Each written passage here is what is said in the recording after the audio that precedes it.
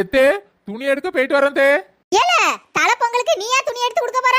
அம்மா அது வந்து என்னல ஒரே இழுவையா இருக்கு. தலை பொங்கலுக்கு உன் ஆத்தா கறிதான் துணி எடுத்து கொடுக்கணும். என் மொபைலாம் எடுத்து கொடுக்க கூடாது.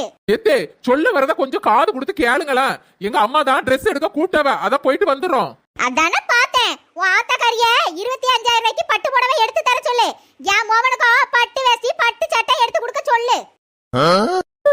எங்க 2 பேருக்கும் கல்யாணமா நடக்க போகுது.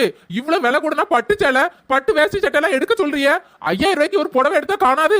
என்னது 5,000 ரூபாய்க்கா? சீ, என் மோவனுக்கு 2 வருஷத்துக்கு முன்னாடியே நான் 20,000 ரூபாய்க்கு பட்டு சேலை எடுத்து கொடுத்தேன் தெரியுமா? தெரியும் தே. 20,000 ரூபாய் புடவையில உள்ள ஸ்டிக்கர் எடுத்து 2,000 ரூபாய் புடவைக்கு ஒட்டினீங்களே அந்த மாதிரியாத்தே? உனக்கு எப்படி தெரியும்? அதுவா, நீங்க பெத்து வச்சிருக்கீங்களே உங்க மோவன் கல்யாணம் ஆன அன்னைக்கு ராத்திரியே உங்க குடும்ப வரலாறெல்லாம் என்கிட்ட சொல்லிட்டாரு.